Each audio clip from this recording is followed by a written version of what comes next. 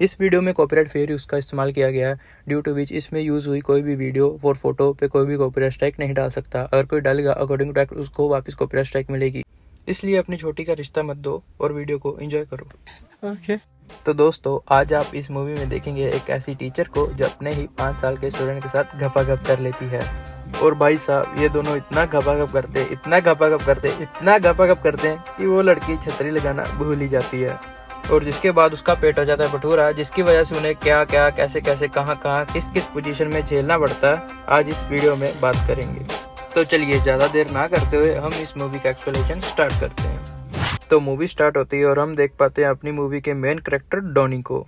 तो दोस्तों, इसकी उम्र उतनी ही है जिस उम्र में हम कंफ्यूज रहते थे कि क्या गंगाधर ही शक्तिमान है, और जिस उम्र में हमारी क्रश सुजुका हुआ करती थी, और जिस उम्र में हमारी नूनू जिप में फंस जाती थी। जी हाँ, बिल्कुल सही, 5 साल की उम्र। और 5 साल की उम्र में तुम इस डॉनी भैया की बातें सुन लो, हा। और इस डॉनी भैया का अपना एक गैंग है, और यहाँ पर डॉनी भैया अपने पंटर लोगों को समझा रहे हैं कि भैया आजकल टीनेजर लड़कियों में कुछ रह नहीं गया, इससे अच्छा भाभीयों पर लाइन मारो। वो कहावत नहीं सुनी क्या, भाभी पेलने के अपने अलग ही फायदे हैं, ना खून खराबा ना शोर शराबा। इसलिए आज से अपनी गैंग भाभीयों और आंटियों को ही पेलेगी। और इसी बात को सुनकर उसके पंटर लोग हाँ भाई करने लग जाते हैं। और इतने में ही कैमरा स्विच होता है इसकी एक नई टीचर की तरफ, जो न्यूली ही इस स्कूल में अपॉइंट हुई है। परंतु भाई साहब, इन्होंने सभी स्कूल के लौंडों को पतला कर रखा है। बच्चे पता नहीं क्यों जब भी मैडम इनकी क्लास में आती है, बच्चे क्लास में जाने की बजाय बाथरूम में चले जाते हैं। खैर, जब डॉनी मैडम को देखता है तभी उसके हाथ में 2 मूवी की टिकट होती है, और तभी वो मैडम से जाकर पूछता है, ए मैडम, चलती है क्या 9 से 12? जिसपे मैडम को आता है क्रोध और वो कहती है भग चादर मोद, और वो डॉनी को सजा देने के लिए सबसे अलग एक दूसरे कमरे में बिठा देती है। परंतु भाई साहब, तुम सब तो डॉनी को जानते ही हो, इतने में क्या उसका कुछ घंटा बिगड़ने वाला था। और जब मैडम उसे कुछ मिलने आती है तब वो वहाँ पे भी मैडम के साथ लवर चैटी करने लग जाता है। और यहाँ जो हुआ उसे देखकर तुम भी एक पल के लिए शर्मा जाओगे कि मैडम उसे भाव देने लग जाती है, और वहीं पर मैडम दे चुमा और उसे गिला कर देती है। जिसके बाद मैडम उसे ले जाती है खोपचे में, और वहाँ पर उनका होता है दबाकर घपाघप।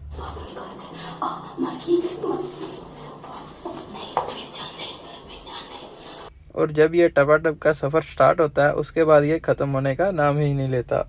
ये दोनों ना ही सिर्फ स्कूल में, इसके साथ साथ अब बाहर भी मिलने लग गए हैं। मतलब क्या ये अजीब फैंटेसी है मैडम की, 5 साल के बच्चे की मूंगफली खाकर उनको पता नहीं कौन सा चरम सुख प्राप्त हो रहा है। खैर छोड़ो, जैसी जिसकी फैंटेसी, कईयों को तेल लगाकर मजा आता है और कईयों को थूक। पर हाँ, यहाँ पर एक बात तो है, मैडम जी ने प्रूव कर दिया साइज डजंट मैटर। और ये सिलसिला ऐसा ही चलता रहा। और एक दिन इनके स्कूल में एक फंक्शन आया, और ये बीच फंक्शन में बैक स्टेज पर जाकर घपाघप करने लग जाते हैं, जिसके कारण इनकी कुछ आवाजें आने लगी। और चेक करने पर पता लगा कि डॉनी अपने ही छोटे से स्क्रू ड्राइवर से अपनी मैडम को चरम सुख दे रहा है। ये सब कुछ देखकर सभी लोग एकदम से शॉक हो जाते हैं, और मैडम की तो फटके 4 हो गई, और वो तभी वहाँ से भाग जाती है। और डॉनी उन लोग के बीच में खड़ा रहकर सस्ता जोनी भैया बन जाता है, और सभी लोग उससे अपनी इंस्पिरेशन लेने लग जाते हैं। पर हाँ, अब तो ये क्राइम बन गया ना गुरु, इसलिए इनको कोर्ट में लिया जाता है और वहाँ पर इनको सजा दी जाती है। एक्चुअली मैडम का पेट उस 5 साल के बच्चे की दही से भटूरा बन गया था। अब मुझे समझ नहीं आ रहा मेडिकल साइंस के इन लोगों ने ऐसे मैया धैया क्यों की, क्योंकि बायो में तुम लोगों ने भी पढ़ रखा होगा गुरु कि फर्टिलिटी 13 से 14 साल से पहले आती ही नहीं। लेकिन पता नहीं इस मूवी के स्क्रिप्ट राइटर ने पता नहीं कौन सा मनाली का माल फूक कर रखा था कि उसने इस चीज को अंजाम दे ही दिया। अब अंजाम दे ही दिया तो अपना काम तो एक्सप्लेन करने का, तो आगे सुनो। और यहाँ पर कोर्ट मैडम जी को दे जाती है सजा, और मैडम जी हो जाती है अंदर। दूसरी तरफ देख पाते हैं हम डॉनी को, जब पूरे शहर में ही पॉपुलर हो गया है, एक हिसाब से प्ले बॉय बन गया, क्योंकि उसने कुछ कांड ही ऐसा किया था जिसके कारण उसको आसपास के बड़े बड़े टीवी शोज और पॉपुलर कॉन्सर्ट्स में भी बुलाया जाता था।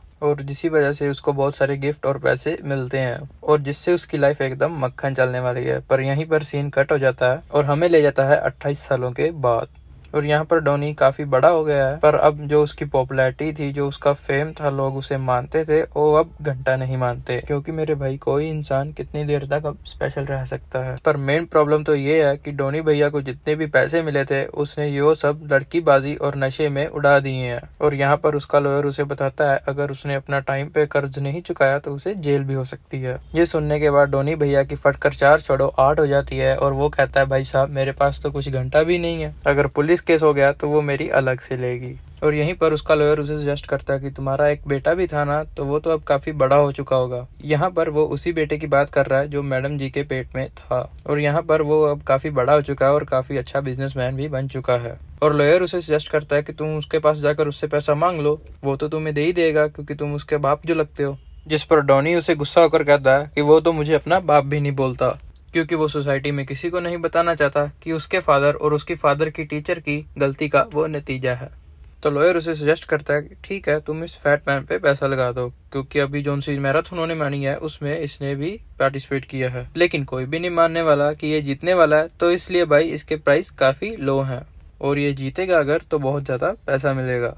तो डोनी बेचारा अब क्या करे, उठता तीर उसको लेना ही पड़ा और उसने बेमन अपना $20 उस पे लगा दिया। लेकिन इतने में डोनी का क्या ही होता और फिर वो जाता है एक न्यूज रिपोर्टर के पास। दोस्तों, ये बंदा उससे पहले बहुत पैसे देता था क्योंकि डोनी को उसने अपने शो पे बुलाना होता था, और आज डोनी उसके पास खुद ही पहुंच जाता है और उससे बोलता है कि मुझे पैसों की बहुत सख्त जरूरत है। और वो बंदा रिप्लाई करता है कि भाई साहब, आप उस समय में बहुत पॉपुलर हुआ करते थे, तब आपने बहुत ही अजीब कांड किया था, लेकिन अब तो तुम्हें कोई जानता ही नहीं, तो तुम्हें अपने शो पे बुलाकर हम क्या ही कर लेंगे। और यहाँ पर बेचारा डोनी, जिसको पैसों की बहुत सख्त जरूरत है, वो वहाँ पर रिक्वेस्ट करने लग जाता है, जिसका रिप्लाई करते हुए उस प्रोड्यूसर ने बोला कि हाँ यार, अब तुम में तो कोई मसाला बचा नहीं, लेकिन एक काम हो सकता है। अगर तुम्हारा बेटा अपनी मॉम से वापस मिलने जाए तो ये एक थोड़ी सी सैड स्टोरी हो जाएगी, जिससे हमारे चैनल की टीआरपी भी बढ़ेगी और मैं तुम्हें अच्छे पैसे दे दूंगा।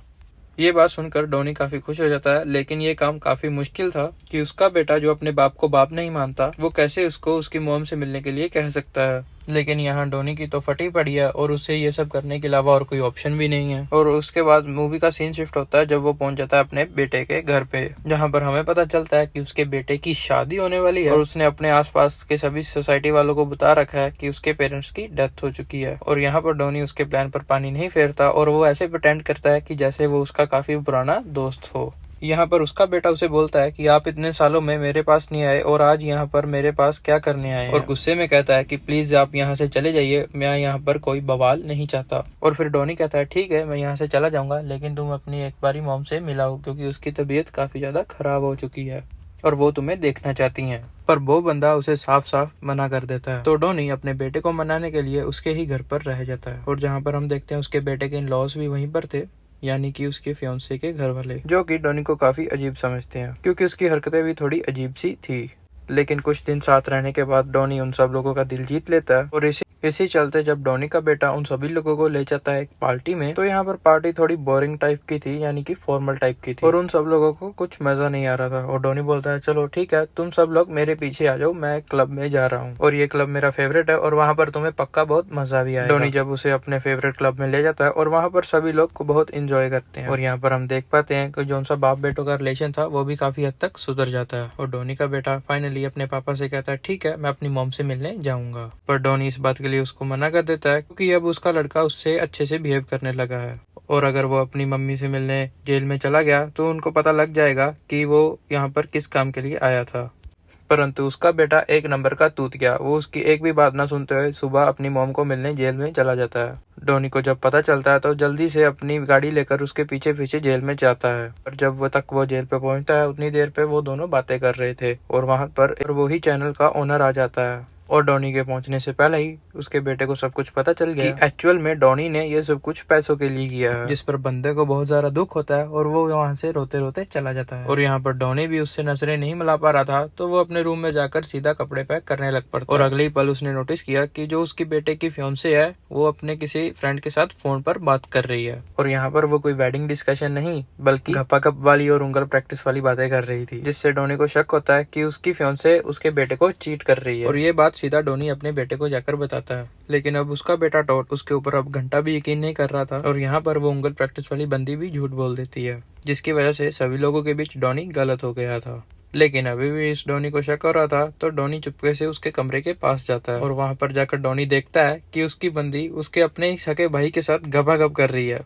ये देखने के बाद वो तुरंत ही उनकी फोटोज क्लिक कर लेता है और अपने बेटे को दिखाने की धमकी देता है, जिसकी वजह से वो बंदी फंस जाती है, पर वो काफी सारे पैसों का ऑफर देती है और उसे चुप रहने के लिए बोलती है। यहाँ पर डोनी को भी तो पैसे ही चाहिए थे, तो वो उससे पैसे लेने के लिए एग्री कर जाता है। लेकिन जब वो पैसे लेकर अपने घर आ गया था तो उसको रियलाइज होता है कि वो अपने बेटे को फिर से एक बार चीट कर रहा है, इसलिए वो अपने बेटे की शादी में वापस पहुंच जाता है और वहां जाकर सब कुछ बता देता है सारे प्रूफ्स के साथ। जिसके बाद वो उंगल प्रैक्टिस वाली लड़की भी फंस गई, जिसको सुनने के बाद डॉनी का बेटा अपनी शादी तोड़ देता है और फाइनली टॉड सभी के आगे एक्सेप्ट कर लेता है कि डॉनी उसका ही बाप है।